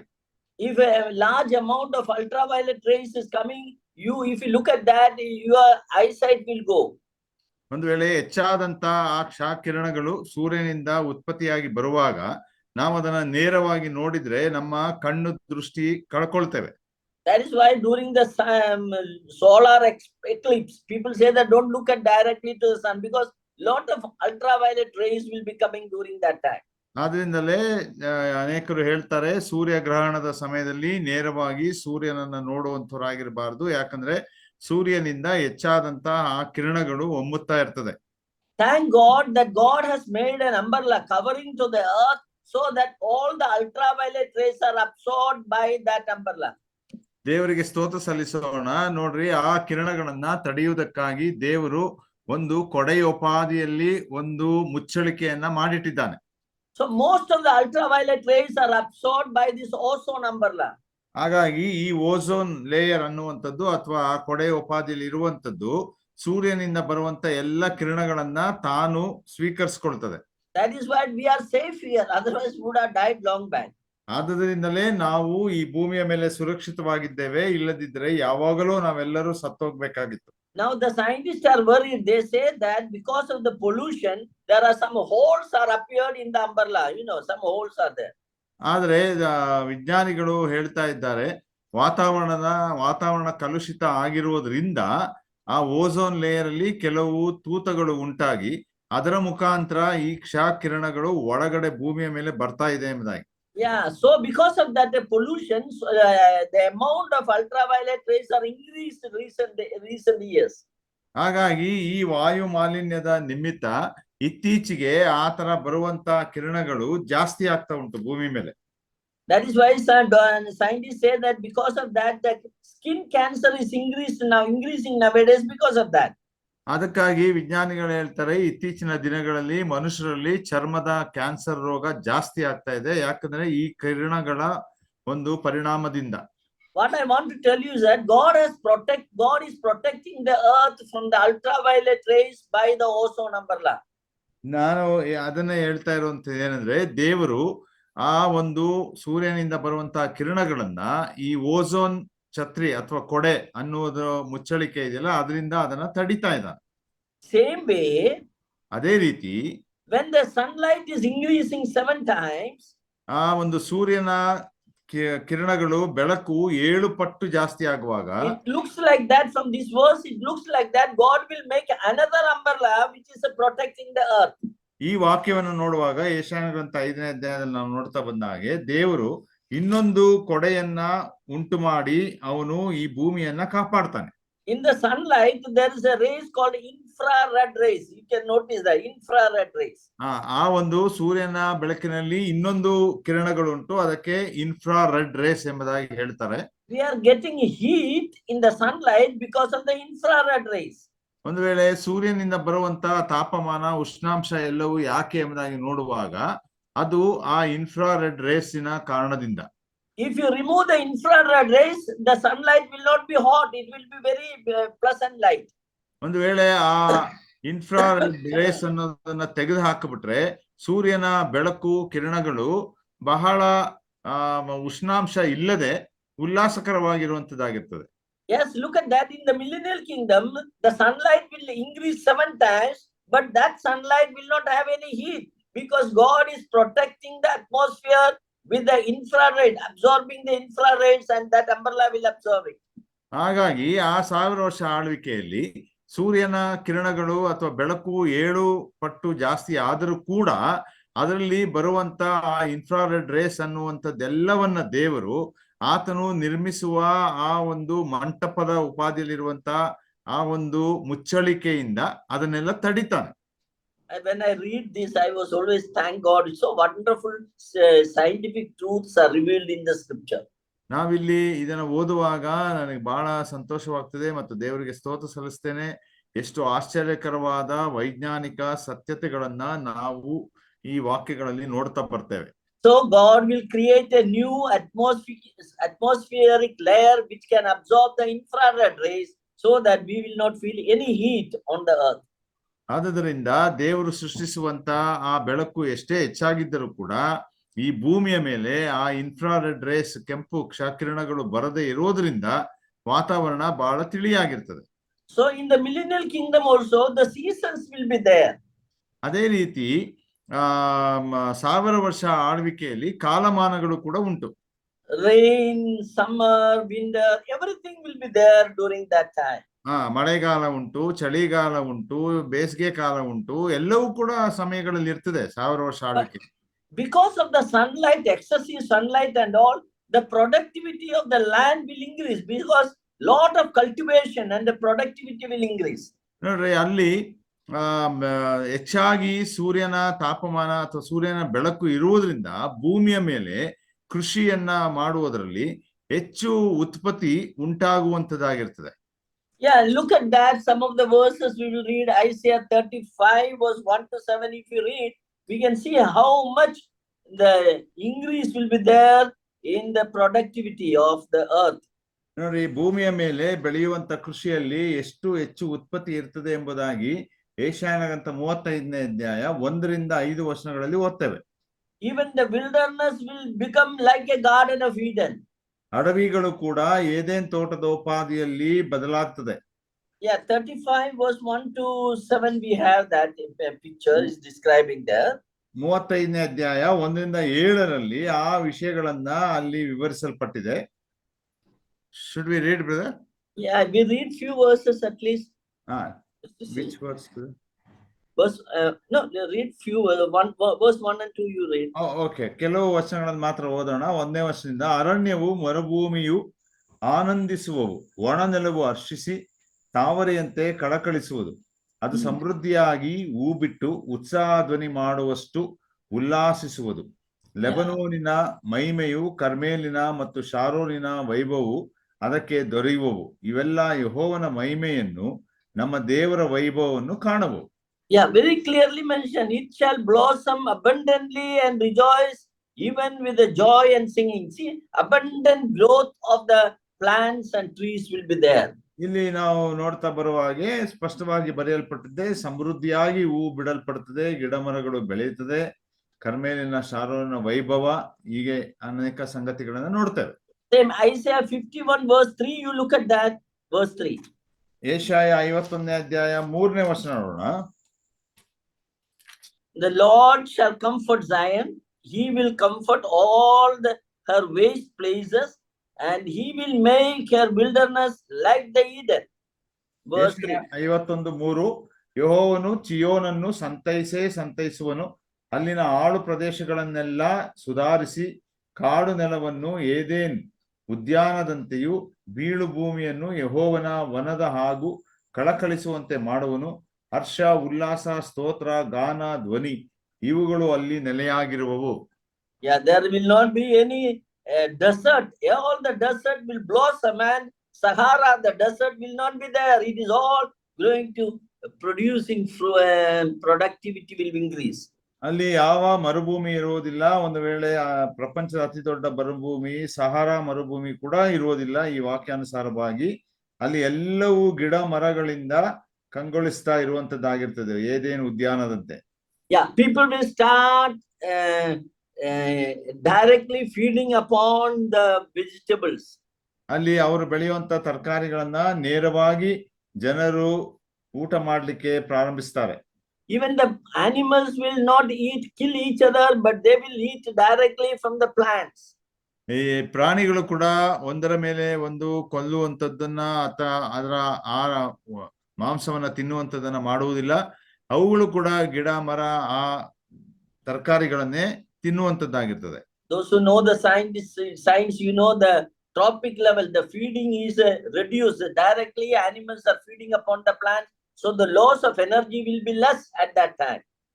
ಹಂಗಾಗಿ ಪ್ರಾಣಿಗಳು ಒಂದು ವೇಳೆ ವೈಜ್ಞಾನಿಕವಾಗಿ ನೋಡುವಾಗಲೂ ಕೂಡ ಅವು ಮಾಂಸವನ್ನ ಭಕ್ಷಿಸದೆ ಹೀಗೆ ತರಕಾರಿ, ಹಣ್ಣು ಇವುಗಳನ್ನ ತಿನ್ನುವುದರಿಂದ ಅವರ ಒಂದು ಶಕ್ತಿ ಕುಂದಿ ಹೋಗುವುದನ್ನ ನೋಡೋದಿಲ್ಲ. Animals will live peacefully, they will not be violent. ಅವು ಬಹಳ ಸಮಾಧಾನ ಶಾಂತಿಯಲ್ಲಿರ್ತವೆ, ಒಂದಕ್ಕೊಂದು ಉಗ್ರತೆಯನ್ನು ಇರುವಂತ ಪ್ರಾಣಿಗಳಾಗಿರುವುದಿಲ್ಲ ಅವಾಗ. You look at this picture. This is a picture of an elephant carrying the cup of a lion. ಇಲ್ಲಿ ಒಂದು ಚಿತ್ರಣವನ್ನ ನೋಡ್ತೇವೆ. ಒಂದು ಆನೆ ಸಿಂಹದ ಒಂದು ಮರಿಯನ್ನ ತನ್ನ ಸೊಂಡಿಲಿನಲ್ಲಿ ಇಟ್ಟುಕೊಂಡು ಹೋಗ್ತಾ ಇದೆ. This picture is a very famous picture. It happened that the elephant saw a lion's young one is moving in a desert, very hot desert, and the elephant felt sympathy and it carried that cup of the lion. ಇದು ಬಹಳ ಪ್ರಸಿದ್ಧವಾದಂತ ಒಂದು ಚಿತ್ರಣ photo ಇದು. ಯಾಕಂದ್ರೆ ಒಂದು ಮರುಭೂಮಿಯಲ್ಲಿ ಒಂದು ಸಿಂಹದ ಮರಿ ಅದು ಬಹಳ ಬಿಸಿಲಿನ ತಾಪಮಾನಕ್ಕೆ ಒದ್ದಾಡ್ತಿರುವಾಗ ಈ ಆನೆ ಆ ಮರಿಯನ್ನ ತನ್ನ ಸೊಂಡಿಲಿನಲ್ಲಿ ತೆಗೆದುಕೊಂಡು ಮುಂದಕ್ಕೆ ಹೋಗ್ತದೆ. See the mother lion, you see how she is walking along with the elephant. ನೋಡ್ರಿ, ಅದು ಆ ತಾಯಿ ಸಿಂಹವು ಕೂಡ ಆ ಆನೆಯ ಪಕ್ಕದಲ್ಲೇ ನಡ್ಕೊಂಡು ಹೋಗ್ತಾ ಇದೆ. There's no enmity between them. The animals are living peacefully. ಈ ಪ್ರಾಣಿಗಳು ಯಾವುದೇ ವೈರತ್ವ ಇಲ್ಲದೆ ಬಹಳ ಶಾಂತಿ ಸಮಾನದಲ್ಲಿ ಒಂದಕ್ಕೊಂದು ಜೊತೆಯಲ್ಲಿ ಜೀವಿಸ್ತವೆ. Come to book of Isaiah chapter 65, we see in the millennial kingdom same thing will happen. ಇಲ್ಲಿ 65ನೇ ಅಧ್ಯಾಯ ಏಷಾಯ 1000 ವರ್ಷ ಆಳ್ವಿಕೆಯಲ್ಲಿ ಅದೇ ರೀತಿ ಇರುವುದನ್ನ ನಾವು ನೋಡ್ತೇವೆ. Verse 25, please read. 25ನೇ ವಚನ, ತೋಳವು ಕುರಿಯ ಸಂಗಡ ಮೇಯುವುದು, ಸಿಂಹವು ಎತ್ತಿನಂತೆ ಹುಲ್ಲು ತಿನ್ನುವುದು, ಆವಿಗೆ ಧೂಳೆ ಆಹಾರವಾಗಿರುವುದು, ತನ್ನ ಪರಿಶುದ್ಧ ಪರ್ವತದಲ್ಲೆಲ್ಲ ಯಾರು ಕೇಡು ಮಾಡುವುದಿಲ್ಲ, ಯಾರು ಹಾಳು ಮಾಡುವುದಿಲ್ಲ ಎಂದು ಯೆಹೋವನು ಅನ್ನುತ್ತಾನೆ. Yeah, wolf and the lamb shall feed together. What a wonderful thing it is. ನೋಡ್ರಿ, ಅಲ್ಲಿ ತೋಳಗಳು ಕುರಿಗಳು ಎಲ್ಲ ಒಟ್ಟಿಗೆ ಇರುವಂತದ್ದಾಗಿರ್ತದೆ. Lion shall eat like a straw, like a bullock. ನೋಡ್ರಿ, ಅಲ್ಲಿ ಸಿಂಹವು ಎತ್ತಿನಂತೆ ಹುಲ್ಲು ತಿನ್ನುತ್ತದೆ. Same way in Isaiah 11 also we have the same description is given. ಇದೇ ವಿವರಣೆಯನ್ನ ಅಥವಾ ಚಿತ್ರಣವನ್ನ ನಾವು ಯೆಶಾಯನ ಗ್ರಂಥ 11ನೇ ಅಧ್ಯಾಯದಲ್ಲೂ ನೋಡ್ತೇವೆ. Verse 6 you read that wolf and shall also dwell with the lamb, we mentioned. Leopard shall lie down with the kid, we see that. ಅಲ್ಲಿ 11ನೇ ಅಧ್ಯಾಯದಲ್ಲಿ ಚಿರತೆಗಳು ಕುರಿಗಳೊಟ್ಟಿಗೆ ಮಲಗುವಂತದ್ದು ಮತ್ತು ತೋಳಗಳು ಕುರಿಗಳೊಟ್ಟಿಗೆ ಇರುವಂತದ್ದನ್ನ ನಾವು 11ನೇ ಅಧ್ಯಾಯದಲ್ಲಿ ನೋಡ್ತೇವೆ. Yeah, young lion and the fattening together and the little child shall lead them. ಅಲ್ಲಿ ನಾವು ನೋಡ್ತೇವೆ, ಸಣ್ಣ ಮಗು ಒಂದು ವೇಳೆ ಆ ಸಿಂಹವನ್ನ ಮತ್ತು ಬೇರೆ ಪ್ರಾಣಿಗಳನ್ನ ನಡೆಸ್ಕೊಂಡು ಹೋಗ್ತದೆ. Verse 8 you look at that, the nursing child shall play with on the hole of the asp, and the weaned child shall put his hand on the adder's den. ನಾವು 11ನೇ ಅಧ್ಯಾಯ ಯೆಶಾಯ 8ರಲ್ಲಿ ನೋಡ್ತೇವೆ, ಮೊಲೆ ಕೂಸು ನಾಗರ ಹುತ್ತದ ಮೇಲೆ ಆಡುವುದು, ಮೊಲೆ ಬಿಟ್ಟ ಮಗು ಆವಿನ ಬಿಲದ ಮೇಲೆ ಕೈ ಹಾಕುವುದು. Yeah, I think we need not to buy any toys for the children at that time. The children can play with the live snakes. ಆ ಸಮಯಗಳಲ್ಲಿ ಸಣ್ಣ ಮಕ್ಕಳಿಗೆ ನಾವು ಆಟ ಆಡುವಂತ ವಸ್ತುಗಳನ್ನ ಗೊಂಬೆಗಳನ್ನೆಲ್ಲ ತೆಗೆದುಕೊಳ್ಳುವಂತ ಅವಶ್ಯಕತೆ ಇಲ್ಲ. ಯಾಕಂದ್ರೆ ಆ ಮಕ್ಕಳು ಹಾವಿನೊಂದಿಗೆ ಸಿಂಹದೊಂದಿಗೆ ಎಲ್ಲ ಆಟ ಆಡ್ತವೆ. Yeah, animals will not cause any trouble. They will live in a happily and in a very friendly manner. ಕ್ರೂರ ಪ್ರಾಣಿಗಳು ಕೂಡ ಯಾವುದೇ ತೊಂದರೆ ಕೊಡದೆ ಬಹಳ ಸಂತೋಷದಿಂದ ಮತ್ತು ಸ್ನೇಹಮಯವಾಗಿ ಜೀವಿಸುವಂತದ್ದನ್ನು ನೋಡ್ತೇವೆ. Now, during this time, there will be a temple in Jerusalem. ಈ ಸಮಯದಲ್ಲಿ ಯೆರೂಸಲೇಮಿನಲ್ಲಿ ಒಂದು ದೇವಾಲಯವಿರುತ್ತದೆ. This is one of the biggest temple that ever happened in the history of mankind. ಮನುಷ್ಯನ ಚರಿತ್ರೆಯಲ್ಲಿ ಕಟ್ಟಲ್ಪಡದಂತಹ ಒಂದು ಬಹಳ ದೊಡ್ಡದಾದಂತಹ ದೇವಾಲಯ. We have a detailed description of this temple in the book of Ezekiel chapter 40 to 47. ನಾವು ಎಜೆಕೇಲನ ಗ್ರಂಥ 40ನೇ ಅಧ್ಯಾಯದಿಂದ 47ನೇ ಅಧ್ಯಾಯದಲ್ಲಿ ಈ ಒಂದು ದೇವಾಲಯದ ವಿವರಣೆಗಳನ್ನ ನಾವು ನೋಡ್ತೇವೆ. And that is going to be the most holiest temple ever happened in the human history. ಮನುಷ್ಯನ ಚರಿತ್ರೆಯಲ್ಲೇ ಇರದಂತ ಒಂದು ಅತಿ ಪರಿಶುದ್ಧವಾದ ದೇವಾಲಯ ಈ ದೇವಾಲಯವಾಗಿರ್ತದೆ. And all the rituals what happened in the Old Testament, that is going to be repeated again. ಹಳೆ ಒಡಂಬಡಿಕೆಯಲ್ಲಿ ನಡೆಯುತ್ತಿದ್ದಂತಹ ಎಲ್ಲಾ ಕಾರ್ಯಗಳು, ಕ್ರಿಯೆಗಳು ಹಾಗೂ ಧಾರ್ಮಿಕ ಸಂಗತಿಗಳು ಈ ದೇವಾಲಯದಲ್ಲಿ ಪುನರಾವರ್ತನೆಗೊಳ್ಳುತ್ತದೆ. I'm not going to detail about it. Lot of questions and lot of confusion is there about the temple at that. This is called the millennial temple. ಇದನ್ನ 1000 ವರ್ಷ ಆಳ್ವಿಕೆ ದೇವಾಲಯ ಅಂತಾರೆ. ನಾನು ಇದರ ಬಗ್ಗೆ ವಿವರವನ್ನಾಗಿ ಹೋಗುವುದಿಲ್ಲ, ಯಾಕಂದ್ರೆ ಅದರ ಕುರಿತು ಅನೇಕ ಅನುಮಾನಗಳು ಮತ್ತು ಅನೇಕ ಪ್ರಶ್ನೆಗಳು ಕೂಡ ಬರುವಂತದ್ದಾಗಿದೆ. Just I am pointing out few things about this temple and I will proceed further. ಈ ದೇವಾಲಯದ ಕುರಿತು ಕೆಲವು ಸಂಗತಿಗಳನ್ನ ಮಾತ್ರ ಹೇಳಿ ನಾನು ಮುಂದಕ್ಕೆ ಹೋಗ್ತೇನೆ. As I told you, this temple demonstrates the holiness of God. ನಾನು ಹೇಳ್ತಾ ಬಂದ ಹಾಗೆ ಈ ದೇವಾಲಯ ದೇವರ ಪರಿಶುದ್ಧತೆಯನ್ನ ಅದು ತೋರಿಸುವಂತದ್ದಾಗಿರ್ತದೆ. Throughout the history of Israel, we see that they always polluted the temple. Unholiness entered there. ನಾವು ಅಲ್ಲಿ ಚರಿತ್ರೆಯಲ್ಲಿ ನೋಡ್ತಾ ಬರ್ತೇವೆ, ಇಸ್ರಾಯೇಲರು ತಮಗೆ ಇದ್ದಂತ ಆ ದೇವಾಲಯದ ಪರಿಶುದ್ಧತೆಯನ್ನ ಅವರು ಹಾಳುಗೆಡುತ್ತಾ ಬಂದರು. But this temple is absolutely holy. No unholiness will enter inside this temple. ಆವಾಗ ಆದ್ರೆ ಈ ದೇವಾಲಯದಲ್ಲಿ 1000 ವರ್ಷ ಆಳ್ವಿಕೆ ನಾವು ನೋಡುವಂತ ದೇವಾಲಯದಲ್ಲಿ ಒಳಗಡೆ ಹೋಗುವಾಗ ಅದು ಪರಿಪೂರ್ಣವಾಗಿ ಪರಿಶುದ್ಧವಾಗಿರ್ತದೆ. ಅಪರಿಶುದ್ಧತೆ ಅಲ್ಲಿ ಬರ್ಲಿಕ್ಕೆ ಸಾಧ್ಯವೇ ಇಲ್ಲ. In this temple, the glory of God will dwell permanently. ಈ ದೇವಾಲಯದಲ್ಲಿ ದೇವರ ಮಹಿಮೆ ಶಾಶ್ವತವಾಗಿ ನೆಲೆಸಿರುತ್ತದೆ. Not only that, the Old Testament sacrifices will be reinstituted in this temple. ಈ ದೇವಾಲಯದಲ್ಲಿ ಹಳೆ ಒಡಂಬಡಿಕೆಯಲ್ಲಿ ಮಾಡುತ್ತಿದ್ದಂತ ಎಲ್ಲಾ ಯಜ್ಞ ಹೋಮ ಕ್ರಮಗಳು ಮತ್ತೆ ಮಾಡಲು ಶುರುವಾಗ್ತದೆ. This is one of the highly debated topic. Why again the sacrifices? Because the sacrifice of Jesus Christ is sufficient to cleanse all the sins. Why then again there is a sacrifice? That's the question. ಈಗ ಮತ್ತೆ ಈ ವಿಷಯಕ್ಕೆ ಬರುವಾಗ, ಯಜ್ಞ ಹೋಮಗಳು ಅನ್ನುವುದು ವಿಷಯಕ್ಕೆ ಬರುವಾಗ, ಯಾಕೆ ಮತ್ತೆ ಈ ದೇವಾಲಯದಲ್ಲಿ ಯಜ್ಞ ಹೋಮಗಳು ಬೇಕು? ಕರ್ತನಾದ ಯೇಸು ಕ್ರಿಸ್ತನು ಶಿಲುಬೆಯ ಮೇಲೆ ಅರ್ಪಿಸಿದಂತಹ ಪ್ರಾಣ ಯಜ್ಞ ಅದೇ ಸಾಕಾಗಿದೆ ಎಲ್ಲವೇ ಎನ್ನುವಂತ ವಿಷಯದಲ್ಲಿ ಅನೇಕ ವಾದ ವಿವಾದಗಳು, ತರ್ಕಗಳು ಇವೆಲ್ಲ ನಡೀತಾ ಇರ್ತದೆ. Yes, Hebrews chapter 10 very clearly says there is no more sacrifices again, because the sacrifice of Christ is sufficient to cleanse all our sins.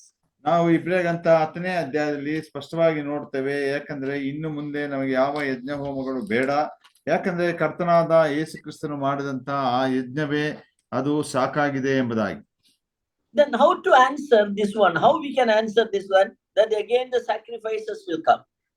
ಮತ್ತೆ ಈ ಒಂದು ಮತ್ತೆ ಆ ಯಜ್ಞ ಹೋಮಗಳು 1000 ವರ್ಷ ಆಳ್ವಿಕೆಯಲ್ಲಿ ಬರ್ತದೆ ಅನ್ನುವುದಕ್ಕೆ ನಾವು ಏನು ಉತ್ತರಗಳನ್ನ ಕೊಡಬಹುದು? We have to believe that the sacrifices is real. This is literally that is going to happen. ನಾವು ಅದನ್ನು ನಂಬಬೇಕು, ಏಕೆಂದ್ರೆ ಬರೆಯಲ್ಪಟ್ಟಂತ ಆ ಯಜ್ಞ ಹೋಮಗಳು ಅದು ನಿಜವಾಗಿಯೂ ನಡೀತದೆ. Some people spiritualize it. It is not right, because everything we take it literally. Of course, this also we have to take it literally. ನಾವು ಈ ವಾಕ್ಯವನ್ನು ಅಥವಾ ಆ ಯಜ್ಞ ಅನ್ನುವಂತ ವಿಷಯವನ್ನ ಕೆಲವು ಆತ್ಮಿಕತೆಗೆ ಅದನ್ನ ಹೋಲಿಸಿ ಅದನ್ನ ಹೇಳುವಂತವರಾಗಿರ್ತಾರೆ. ಆದ್ರೆ ನಾವು ಈ ಸಂಗತಿಗಳನ್ನ ಹೇಗಿದೆಯೋ ಹಾಗೆ ಅಕ್ಷರಶ ಅದೇ ರೀತಿಯಲ್ಲಿ ತೆಗೆದುಕೊಳ್ಳುವಂತವರಾಗಿರ್ಬೇಕು. I am not taking it spiritually. I believe that literally there will be sacrifices in the temple. ನಾನು ಅದು ಆತ್ಮಿಕ ಅರ್ಥವನ್ನ ಕೊಡುವಂತೆ ಬರೆಯಲ್ಪಟ್ಟಿದೆ ಎಂಬುದಾಗಿ ನಂಬುವುದಿಲ್ಲ.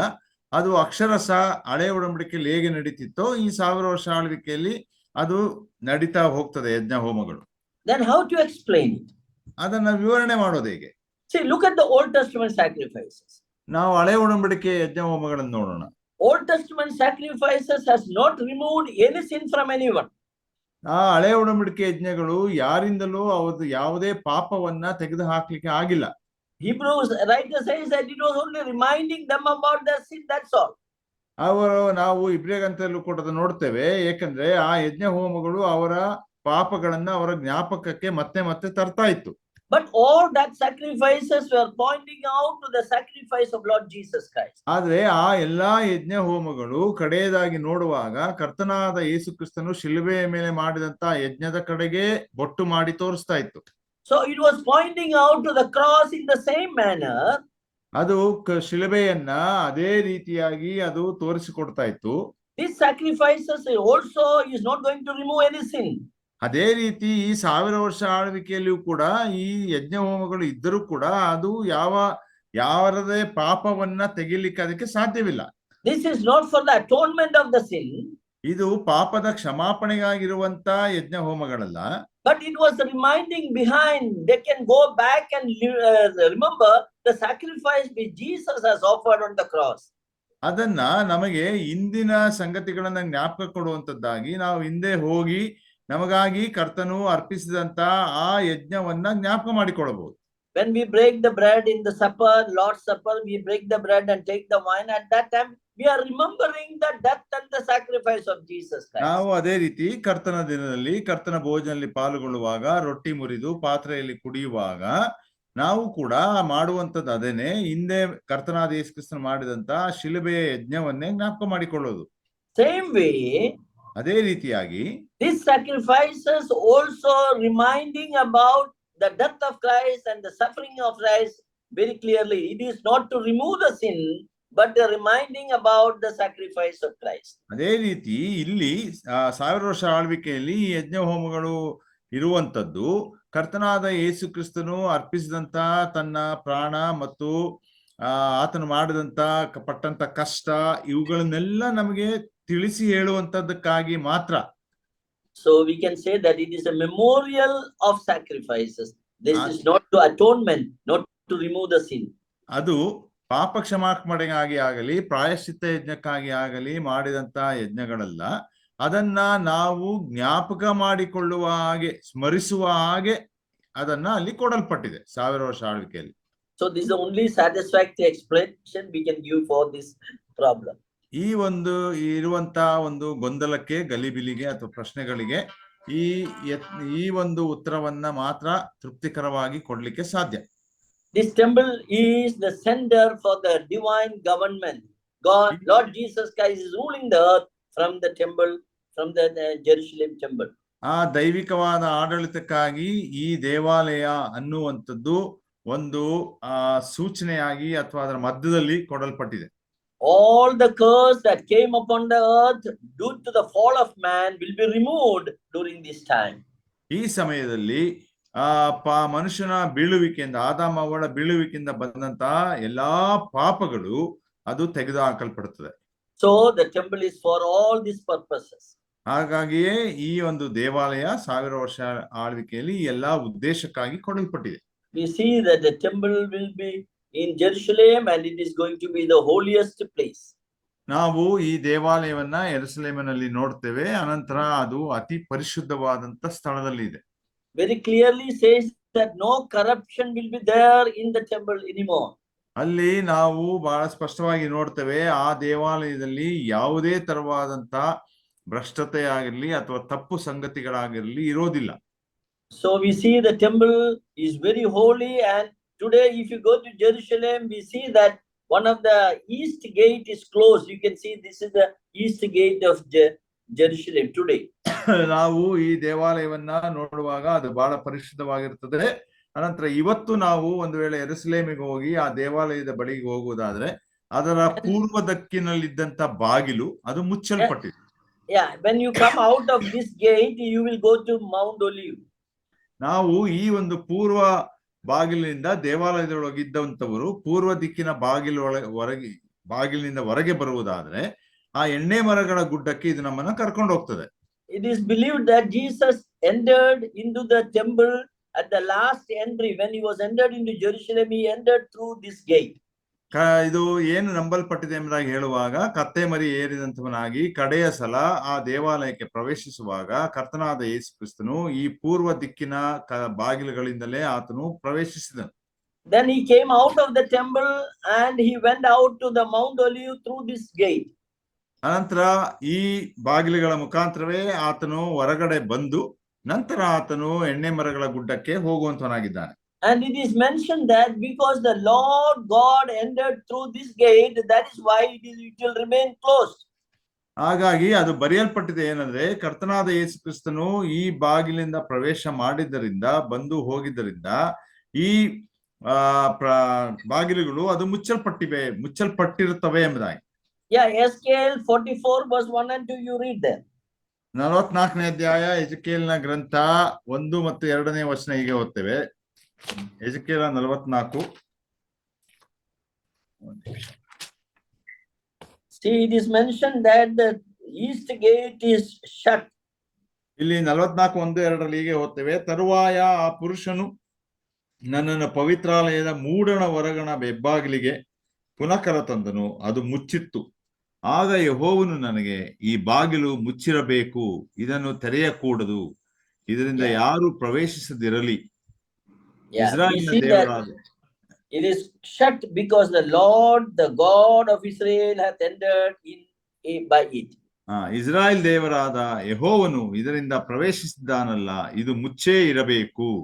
It is interesting, thousands of years now, you know that hundreds and hundreds of years this gate is closed, and because Jesus entered through this gate, that's what we are. ಇದು ಬಹಳ ಆಸಕ್ತಿ ಇರುವಂತಹ ಒಂದು ವಿಷಯ. ಯಾಕಂದ್ರೆ ಸಾವಿರಾರು ವರ್ಷಗಳಾದ ನಂತರ ಕರ್ತನಾದ ಯೇಸು ಕ್ರಿಸ್ತನು ಪ್ರವೇಶ ಮಾಡಿದಂತ ಈ ಮೂಡಣ ಹೆಬ್ಬಾಗಿಲು ಅದು ಈಗ ಮುಚ್ಚಲ್ಪಟ್ಟಿದೆ.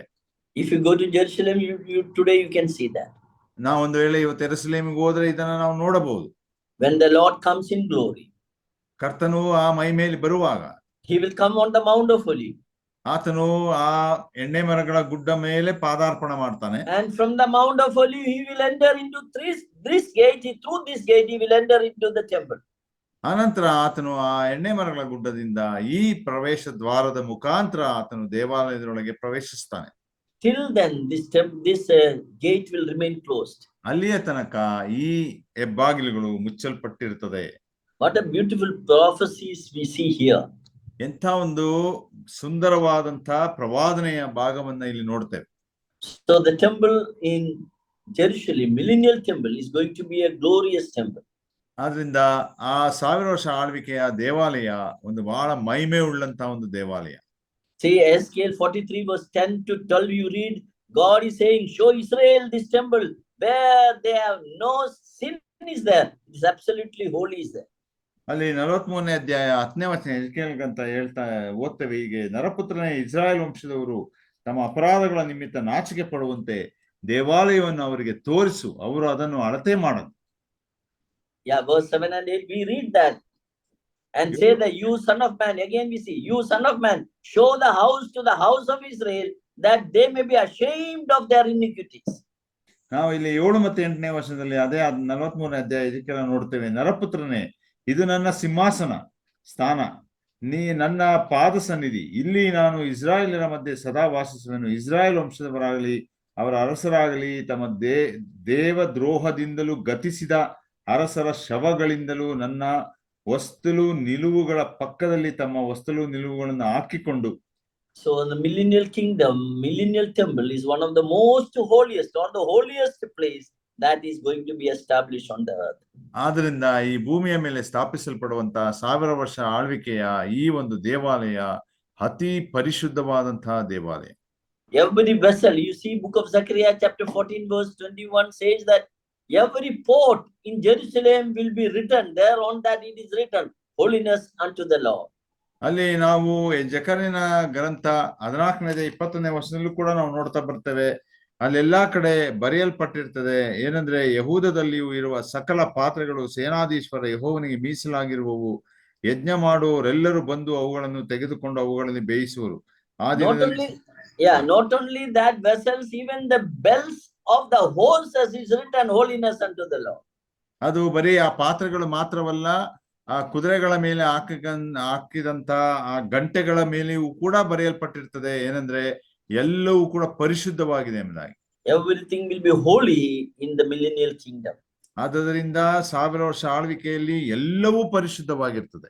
No unholiness will be permitted. ಯಾವುದೇ ಅಪರಿಶುದ್ಧತೆಗೆ ಅಲ್ಲಿ ಅನುಮತಿ ಇಲ್ಲ. Zechariah chapter 14 verse 21 says that from that day there will not be any Canaanite in the house of God. ಅಲ್ಲಿ ನಾವು 21ನೇ ವಚನ 14ನೇ ಅಧ್ಯಾಯದಲ್ಲಿ ನೋಡ್ತೇವೆ, ಯೆಹೋವನ ಆಲಯದೊಳಗೆ ಯಾವ ವ್ಯಾಪಾರಿಯೂ ಇರನು. Yeah, that's the Kannada translation is correct. In an English translation is Canaanite. Canaanite means vyapari, that's a businessman. ಅಲ್ಲಿ ಅಂದ್ರೆ ಕಾನಾನ್ ದೇಶದವನು ಅಥವಾ ವ್ಯಾಪಾರ ಮಾಡುವಂತವನು ಯಾವುದೂ ಇರದು ಎಂಬುದಾಗಿ. You know, when Jesus entered in the temple, there were business people were there selling and buying. He got annoyed with that. ನಾವು ಸುವಾರ್ತೆಗಳನ್ನು ನೋಡ್ತೇವೆ, ಕರ್ತನಾದ ಯೇಸು ಕ್ರಿಸ್ತನ ಯೆರೂಸಲೇಮಿನಲ್ಲಿದ್ದಂತ ದೇವಾಲಯಕ್ಕೆ ಹೋಗುವಾಗ ಅಲ್ಲಿ ವ್ಯಾಪಾರ ಮಾಡ್ತಾ ಇದ್ರು. ಅದರಿಂದ ದೇವರು ಯೇಸು ಸ್ವಾಮಿ ಕೋಪಗೊಂಡನು ಎಂಬುದಾಗಿ. Now no more business people will be there in the temple of God. ಆದ್ದರಿಂದ ಪ್ರಿಯರೇ, ಈ 1000 ವರ್ಷ ಆಳ್ವಿಕೆಯಲ್ಲಿ ಆ ದೇವಾಲಯದ ಒಳಗೆ ಯಾವ ವ್ಯಾಪಾರಿಯೂ ಕೂಡ ಇರನು. What a wonderful thing is there. ಎಂತ ಒಂದು ವಿಶೇಷವಾದಂತ ಸಂಗತಿಗಳು ಇಲ್ಲಿ ಉಂಟು. As I told you, you have to read and study about this temple, millennial temple. From Ezekiel 40 to 47, we have that description. ನಾವು ನೋಡ್ತಾ ಬಂದೆವು. ಒಂದು ವೇಳೆ ಈ 1000 ವರ್ಷ ಆಳ್ವಿಕೆಯ ದೇವಾಲಯದ ಕುರಿತು ಕಲಿಬೇಕಾದ್ರೆ ಎಜೆಕೇಲನ ಗ್ರಂಥ 40ರಿಂದ 47 ಅಧ್ಯಾಯಗಳನ್ನ ನಾವು ಅಧ್ಯಯನ ಮಾಡಬೇಕು. One more interesting thing, we see there is a river that is coming from the sanctuary of the temple. ನಾವು ಅಲ್ಲಿ ನೋಡುವಂತವರಾಗಿದ್ದೇವೆ ಏನಂದ್ರೆ, ಆ ಒಂದು ದೇವಾಲಯದ ಆವರಣದೊಳಗಿಂದ ಒಂದು ನದಿ ಹೊರಗೆ ಹರಿದು ಬರ್ತದೆ. See, in this picture you can see it is starting from the sanctuary, the holiest to holy, and the river will flow and it will go up to the Dead Sea area. ಅಲ್ಲಿ ನಾವು ಈ ಚಿತ್ರದಲ್ಲಿ ಕೂಡ ನೋಡ್ತಾ ಬರುವ ಹಾಗೆ ಅತಿ ಪರಿಶುದ್ಧ ಸ್ಥಾನದ ಒಳಗಿಂದ ಆ ನದಿ ಹರಿಯುತ್ತಾ ಬಂದು ಹೊರಗಡೆ ಹೋಗುವಂತದನ್ನ ನೋಡ್ತೇವೆ. It is very interesting to note that this river will flow. You see here, this is the way this temple you can see in the picture, and the river is flowing to the Mediterranean. One branch will go to the Mediterranean side, the other one will go to the Dead Sea area. You can see this here in this picture. ನಾವು ಈ ಚಿತ್ರದಲ್ಲಿ ನೋಡ್ತಾ ಬರುವ ಹಾಗೆ ಆ ದೇವಾಲಯದೊಳಗಿಂದ ಬರುವಂತ ಆ ನದಿ 2 ಭಾಗವಾಗಿ, ಒಂದು ಭಾಗ ಮೆಡಿಟರೇನಿಯನ್ ಸಮುದ್ರಕ್ಕೆ ಹೋಗಿ ಸೇರ್ತದೆ, ಇನ್ನೊಂದು ಭಾಗ ಮೃತ್ಯು ಸಮುದ್ರಕ್ಕೆ ಹೋಗಿ ಸೇರುವಂತದನ್ನ ನಾವು ನೋಡ್ತೇವೆ. We read about this river in Ezekiel chapter 47. ನಾವು ಈ ನದಿಯ ಕುರಿತು ಎಜೆಕೇಲ್ನ ಗ್ರಂಥ 47ರಲ್ಲಿ ನೋಡ್ತೇವೆ. So in there it is mentioned that the river will go up to the Dead Sea area. ಅಲ್ಲಿ ಸ್ಪಷ್ಟವಾಗಿ ಬರೆಯಲ್ಪಟ್ಟಿದೆ ಏನಂದ್ರೆ ಅದು ಲವಣ ಸಮುದ್ರದ ತನಕ ಹರಿಯುವುದು ಎಂಬುದಾಗಿ. And wherever it goes, lot of life will be there. ಅದು ಎಲ್ಲೆಲ್ಲಿ ಹೋಗ್ತದೋ ಅಲ್ಲೆಲ್ಲ ಬಹಳ ಜೀವವಿರ್ತದೆ. You know, today the Dead Sea means no life is there. ಯಾಕಂದ್ರೆ ಇವತ್ತು ಒಂದು ವೇಳೆ ಅದಕ್ಕೆ ಮೃತ್ಯು ಸಮುದ್ರ ಎಂಬುದಾಗಿ ಹೇಳ್ತಾರೆ, ಯಾಕಂದ್ರೆ ಅದರಲ್ಲಿ ಯಾವುದೇ ಜೀವಿಗಳಿಲ್ಲ. But one day we see the Bible says that Dead Sea will become a life sea. It is not Dead Sea, it is going to have a life again. ದೇವರ ವಾಕ್ಯ ಹೇಳ್ತದೆ ಏನಂದ್ರೆ ಒಂದು ದಿವಸ ಆ ಮೃತ್ಯು ಸಮುದ್ರ ಲವಣ ಸಮುದ್ರ ಜೀವವುಳ್ಳಂತ ಒಂದು ಸಮುದ್ರವಾಗ್ತದೆ. Lot of fishes will be there. Verse 9 you read, 47 verse 9. 47ನೇ ಅಧ್ಯಾಯ 9ನೇ ವಚನ ನಾವು ನೋಡ್ತೇವೆ. ಆ ತೊರೆಯು ಎಲ್ಲೆಲ್ಲಿ ಹರಿಯುತ್ತದೋ ಅಲ್ಲಲ್ಲಿ ಗುಂಪು ಗುಂಪಾಗಿ ಚಲಿಸುವ ಸಕಲ ವಿಧವಾದ ಜಲಜಂತುಗಳು ಬದುಕಿ ಬಾಳುವವು, ಮೀನುಗಳು ತಂಡೋಪತಂಡವಾಗಿ ಇರುವವು. See in verse 10 also that names are mentioned, the place Engedi and Engelium. That is the places you see in the map. It is there, Engelium and Engedi. The people will be fishing in that places. ನೋಡಿ 10ನೇ ವಚನದಲ್ಲಿ ಕೂಡ ಹೇಳುವ ಹಾಗೆ ಎರಡು ಸ್ಥಳಗಳಲ್ಲಿ ಅಂದ್ರೆ ಎನ್ಗೆದಿಯಿಂದ ಮತ್ತು ಎಗ್ಲಯೀಮಿನವರೆಗೆ ದಡವೆಲ್ಲ ಒಲೆ ಹಾಸುವ ಸ್ಥಳವಾಗುವುದು. ಅಂದ್ರೆ ಅಲ್ಲೆಲ್ಲ ಜನರು ಮೀನು ಹಿಡಿಯುತ್ತಾ ಇರ್ತಾರೆ. You know, I want to take 5 more minutes today because we are going to conclude it. I want to explain this Dead Sea. It's very interesting. ನಾನು ಇವತ್ತೊಂದು 5 ನಿಮಿಷ ಜಾಸ್ತಿ ತಗೊಳ್ತೇನೆ, ಯಾಕಂದ್ರೆ ಇವತ್ತು ಅದನ್ನ ಮುಗಿಸ್ಬೇಕು ನಾನು. Dead Sea is the lowest crust on the surface of the earth. You can goes down, down, down. ಒಂದು ವೇಳೆ ಈ ಲವಣ ಸಮುದ್ರದ ಒಂದು ಸ್ಥಿತಿ ಏನೆಂಬುದಾಗಿ ನೋಡುವಾಗ ಭೂಮಿಯ ಅತಿ ಅಡಿಯ ಆಳಕ್ಕೆ ಹೋಗುವಂತ ಒಂದು ಸಮುದ್ರ ಇದು. The Bible scholars believe that that was the place where Sodom and Gomorrah was there. ಸತ್ಯವೇದ ವಿದ್ವಾಂಸರು ನಂಬುತ್ತಾರೆ ಏನಂದ್ರೆ ಈ ಸ್ಥಳದಲ್ಲಿಯೇ ಈ ಲವಣ ಸಮುದ್ರ ಆಗುವುದಕ್ಕಿಂತ ಮುಂಚೆ ಇಲ್ಲಿ ಸೊದೋಮ್ ಗೋಮೋರವಿತ್ತು ಎಂಬುದಾಗಿ. We know God destroyed Sodom and Gomorrah. Fire came from heaven and the brimstone and all they came down. ನಮಗೆ ಗೊತ್ತಿದೆ ಏನಂದ್ರೆ ಸೊದೋಮ್ ಗೋಮೋರವನ್ನ ದೇವರು ಪರಲೋಕದಿಂದ ಬೆಂಕಿಯನ್ನ ಕಳುಹಿಸಿ ಅದನ್ನ ನಾಶ ಮಾಡಿದ. Lot's wife, you know, she became the pillar of salt. ನಮಗೆ ಗೊತ್ತುಂಟು ಲೋಟನ ಹೆಂಡತಿ ಉಪ್ಪಿನ ಕಂಬವಾಗ್ತಾಳೆ. So the salt and the fire was coming down and completely destroyed the city. ಹಾಗಾಗಿ ಆ ಉಪ್ಪು ಮತ್ತು ಆ ಬೆಂಕಿ ಒಟ್ಟಿಗೆ ಮೇಲಿನಿಂದ ಬರುತ್ತಾ ಹೋಗುವಾಗ ಅದು ಆ ಸೊದೋಮ್ ಗೋಮೋರ ಪಟ್ಟಣವನ್ನ ಸಂಪೂರ್ಣವಾಗಿ ನಾಶ ಮಾಡ್ತದೆ. That is what this Dead Sea is. ಆ ನಾಶ ಮಾಡಿದಂತ ಸ್ಥಳವೇ ಈ ಒಂದು ಲವಣ ಸಮುದ್ರ. Now why there's no life? ಯಾಕೆ ಅಲ್ಲಿ ಜೀವವಿಲ್ಲ? Because the salt content is very high. ಯಾಕಂದ್ರೆ ಅಲ್ಲಿ ಉಪ್ಪಿನ ಅಂಶ ಬಹಳ ಜಾಸ್ತಿ ಉಂಟು. It is there, you go there. If you fall in the Dead Sea, you will not go down, you will float in the water. ಒಂದು ವೇಳೆ ಆ ಲವಣ ಸಮುದ್ರ ಅಲ್ಲಿ ನೀವು ಇಸ್ರಾಯೇಲ್ ದೇಶದಲ್ಲಿ ಇದೆ, ಅಲ್ಲಿಗೆ ಹೋಗ್ರಿ, ಅಲ್ಲಿ ಹೋಗಿ ಅದರೊಳಗೆ ನೀವು ಧುಮುಕಿದ್ರು ಕೂಡ ಮುಳುಗೋಗಲ್ಲ, ನಿಮ್ಮನ್ನ ಅದು ತೇಲ್ಸುತ್ತೆ. Because salt is so high. ಯಾಕಂದ್ರೆ ಅಲ್ಲಿ ಇರುವಂತ ಆ ಲವಣ ಅಂದ್ರೆ ಉಪ್ಪಿನ ಅಂಶ ಬಹಳ ಜಾಸ್ತಿ. So there is no way scientifically we cannot think that to have life in the Dead Sea. ಹಾಗಾಗಿ ವೈಜ್ಞಾನಿಕವಾಗಿಯೂ ಕೂಡ ನಾವು ಅದನ್ನ ಯೋಚನೆ ಮಾಡ್ಲಿಕ್ಕೆ ಸಾಧ್ಯವಿಲ್ಲ. ಆ ಲವಣ ಸಮುದ್ರದಲ್ಲಿ ಜೀವ ಅಥವಾ ಜೀವಿಸುವಂತ ಯಾವುದೇ ಪ್ರಾಣಿ ಇಲ್ಲ. But thousands of years, the Ezekiel has prophesied that at the end time, during the millennial time, the Dead Sea will have abundance of life. ಆದ್ರೆ ಸಾವಿರಾರು ವರ್ಷಗಳ ಹಿಂದೆ ಎಜೆಕೇಲನು ಪ್ರವಾದನೆ ನುಡಿದಿದ್ದಾನೆ ಏನಂದ್ರೆ ಅಂತ್ಯದ ದಿನಗಳಲ್ಲಿ 1000 ವರ್ಷ ಆಳ್ವಿಕೆಯ ಸಮಯದಲ್ಲಿ ಈ ಲವಣ ಸಮುದ್ರದಲ್ಲಿ ಅಥವಾ ಮೃತ್ಯು ಸಮುದ್ರದಲ್ಲಿ ಜೀವಿಗಳಿರ್ತದೆ, ಮೀನುಗಳಿರ್ತದೆ.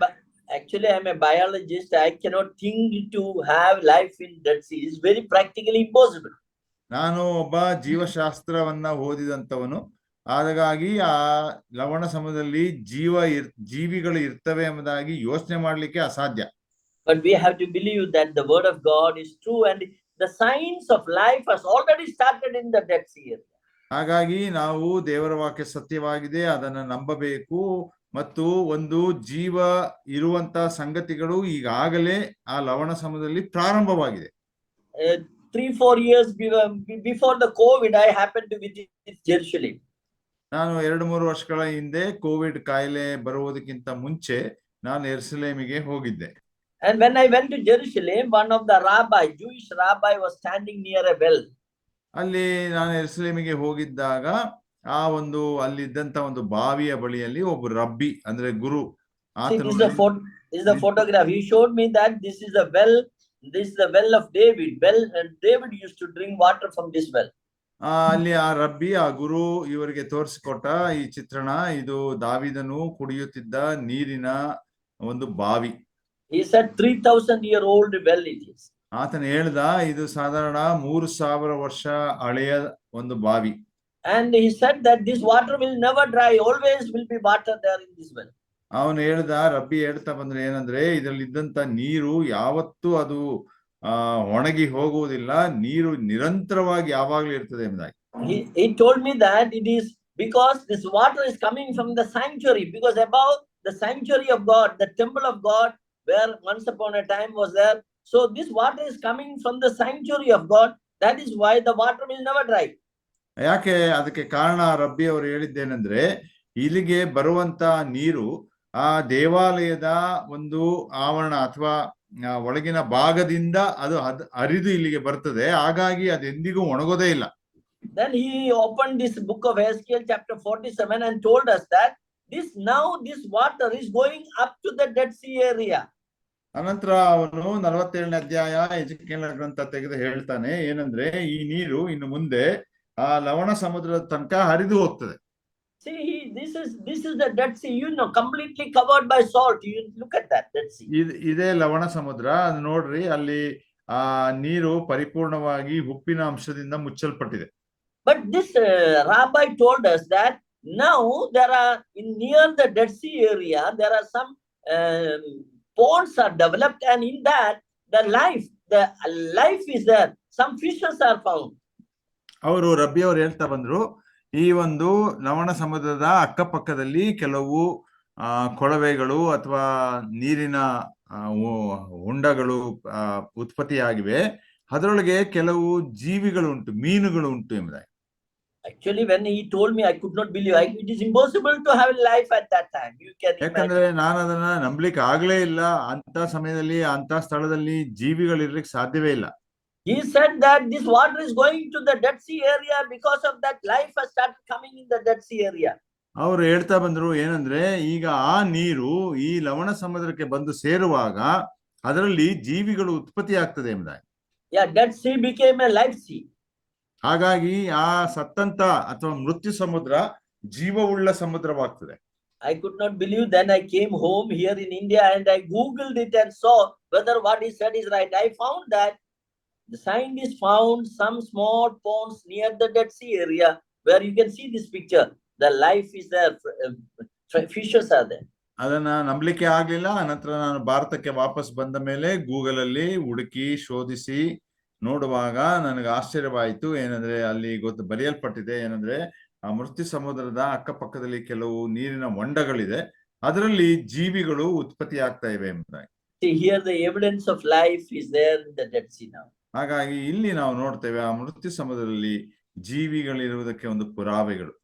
What I want to tell you is that thousands of years before this prophecy was made, ನಾನು ನಿಮಗೆ ಹೇಳಬೇಕಾದಿಷ್ಟು ಬಯಸುವುದೇನೆಂದ್ರೆ, ಸಾವಿರಾರು ವರ್ಷಗಳ ಹಿಂದೆ ಈ ಪ್ರವಾದನೆ ತಿಳಿಸಲ್ಪಟ್ಟಿತು. when the millennial kingdom will start, the Dead Sea will become a life sea.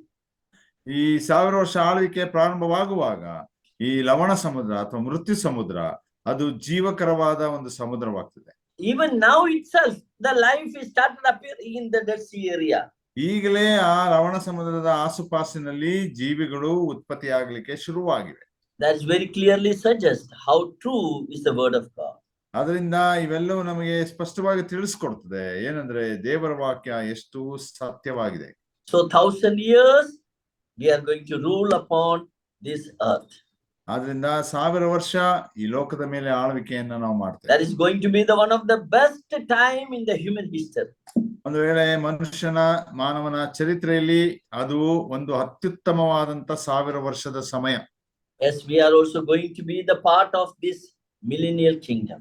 ನಾವು ಕೂಡ ದೇವರ ಮಕ್ಕಳಾದ ನಾವು, ಅದನ್ನ ಸಭೆಯಾದ ನಾವು ಈ 1000 ವರ್ಷದ ಆಳ್ವಿಕೆಯ ಒಂದು ಭಾಗವಾಗಿ. Probably we will be there in New Jerusalem, revolving round the earth. We will be dwelling there and we will be ruling upon this earth. ನಾವು ಒಂದು ವೇಳೆ ಆ ಹೊಸ ಯೆರೂಸಲೇಮಿನಲ್ಲಿ ನಾವು ಇರುವಂತವರಾಗಿರ್ತೇವೆ. ಈ ಹೊಸ ಯೆರೂಸಲೇಮು ಪ್ರಪಂಚವನ್ನೆಲ್ಲ ಸುತ್ತುತ್ತಾ ಇರ್ತದೆ. ನಾವು ಅಲ್ಲಿ ವಾಸ ಮಾಡುತ್ತಾ ಇರ್ತೇವೆ. Like a Jacob's ladder, we will go up and down and we will come here. We will be enjoying the entire goodness of this world. ಯಾಕೋಬನು ಕನಸಿನಲ್ಲಿ ಕಂಡಂತ ಆ ಏಣಿಯಂತೆ ನಾವು ಕೂಡ ಹೊಸ ಯೆರೂಸಲೇಮಿನಿಂದ ಭೂಮಿಗೆ ಬರ್ತೇವೆ, ಭೂಮಿಯಿಂದ ಹೊಸ ಯೆರೂಸಲೇಮಿಗೆ ಹೋಗ್ತೇವೆ. Jesus Christ is the King of Kings and the Lord of Lords. ಕರ್ತನಾದ ಯೇಸು ಕ್ರಿಸ್ತನು ರಾಜಾದಿರಾಜನು, ಕರ್ತಾದಿ ಕರ್ತನಾಗಿದ್ದಾನೆ. So this subject is very interesting. Lot of things are there. This is not completed. Don't think that is completed. Now we are concluding this message that this is what briefly Bible describes about the millennial kingdom. ಆದ್ರಿಂದ 1000 ವರ್ಷ ಆಳ್ವಿಕೆ ಇಲ್ಲಿಗೆ ಮುಗಿತು ಎಂಬುದಾಗಿ ತಿಳಿಬೇಡ್ರಿ. ಇನ್ನೂ ಅನೇಕ ಸಂಗತಿಗಳು ಅದರ ಕುರಿತು ತಿಳಿಸುವಂತದ್ದಿದೆ. ಆದ್ರೆ ನಾನು ಇಲ್ಲಿಗೆ ಇದರ ಅಧ್ಯಯನವನ್ನ ಮುಗಿಸ್ತಾ ಇದ್ದೇನೆ. Yeah, I request the youngsters to ponder upon it, study about this subject. It is very interesting that one day we are going to be with the Lord. ಈ ಯವನಸ್ಥರು ವಿಶೇಷವಾಗಿ ಈ ವಿಷಯದ ಕುರಿತು ಇನ್ನೂ ಹೆಚ್ಚಾಗಿ ಆಲೋಚನೆ ಮಾಡುವಂತವರಾಗಿರಿ, ಹುಡುಕ್ರಿ, ಅದರ ಕುರಿತು ಅಧ್ಯಯನ ಮಾಡ್ರಿ. ನಾವು ಒಂದು ದಿವಸ ನಮ್ಮ ಕರ್ತನೊಂದಿಗೆ ಜೊತೆಯಲ್ಲಿ ಇರುವಂತವರಾಗಿರ್ತೇವೆ. First of all, I thank God for helping me to complete this one. For the last 8 classes we have completed now. ನಾನು ಮೊದಲನೇದಾಗಿ ದೇವರಿಗೆ ಸ್ತೋತ್ರ ಸಲ್ಲಿಸ್ತೇನೆ. ಕಳೆದ 8 ಅಧ್ಯಯನಗಳ ಸಮಯಗಳಲ್ಲಿ ನಾವು ಇಲ್ಲಿಯ ತನಕ ಹೀಗೆ ಮುಗಿಸುವ ಹಾಗೆ ದೇವರು ಸಹಾಯ ಮಾಡಿದ್ದಾನೆ. I thank for the organizers to inviting me for this program and helping me to share the God's word. ಹಾಗೂ ಈ ಒಂದು ಕಾರ್ಯವನ್ನ ಅಥವಾ ಬೋಧನೆ ಸಂಗತಿಯನ್ನ ಏರ್ಪಾಡು ಮಾಡಿದಂತವರಿಗೂ ಕೂಡ ವಂದನೆ ಸಲ್ಲಿಸ್ತೇನೆ. ನನ್ನನ್ನು ಆಹ್ವಾನಿಸಿ ನಾನು ನಿಮಗೆಲ್ಲರಿಗೂ ಇದನ್ನ ಕಲಿಸಿಕೊಡುವ ಹಾಗೆ ನೀವು ಅವಕಾಶ ಕೊಟ್ಟದಕ್ಕಾಗಿ ನಿಮಗೆ ವಂದನೆ ಸಲ್ಲಿಸ್ತೇನೆ. Yes, thank you, Brother Kiran, also for joining for translation and helping in the translation. Thank you, brother.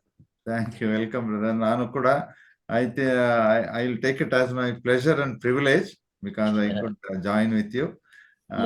ಅವರೊಟ್ಟಿಗೆ ಸೇರಿ ಅದನ್ನ ಭಾಷಾಂತರ ಮಾಡುವ ಅವಕಾಶವಾಯಿತು. ಅವ್ರಿಗೂ ಕೂಡ ನಾನು ವಂದಿಸ್ತೇನೆ, ದೇವರಿಗೂ ಸ್ತೋತ್ರ ಸಲ್ಲಿಸ್ತೇನೆ. If God willing, we will have the study on millennial kingdom probably during the conference. It is going to come in Bangalore, near Bangalore, I think. Okay, ಮುಂದೆ ಬೆಂಗಳೂರಿನಲ್ಲಿ ಕಾನ್ಫರೆನ್ಸ್ ಸಮಯಗಳಲ್ಲಿ ಇದರ ಕುರಿತು 1000 ವರ್ಷ ಆಳ್ವಿಕೆ ಕುರಿತು ಇನ್ನು ಹೆಚ್ಚಾಗಿ ಕಲಿಯುವಂತ ಅವಕಾಶವಿದೆ. I will try to concentrate more on the millennial time during that time. I will study more about that at that time. ಆ ಸಮಯದಲ್ಲಿ, ಆ ಕಾನ್ಫರೆನ್ಸ್ ಸಮಯದಲ್ಲಿ ನಾನು ಹೆಚ್ಚಾಗಿ ಈ 1000 ವರ್ಷ ಆಳ್ವಿಕೆಯ ಕುರಿತೇ ಗಮನ ಹರಿಸುವಂತವನಾಗಿರ್ತೇನೆ. ಇನ್ನು ಹೆಚ್ಚು ಆ ಸಮಯಗಳಲ್ಲಿ ನಾವು ಕಲಿಬಹುದು. So thank you very much, Niranjan and all others, those who are working behind it. I thank all of them. May God bless you. ಅದರಿಂದ ಸಹೋದರ ನಿರಂತ್ ಮತ್ತು ಅವರ ಹಿಂದೆ ಬಹಳ ಪರಿಶ್ರಮ ಪಡುವಂತ ಎಲ್ಲರಿಗೂ ನಾನು ವಂದನೆಯನ್ನ ಸಲ್ಲಿಸ್ತೇನೆ. Thank you. ವಂದನೆಗಳು.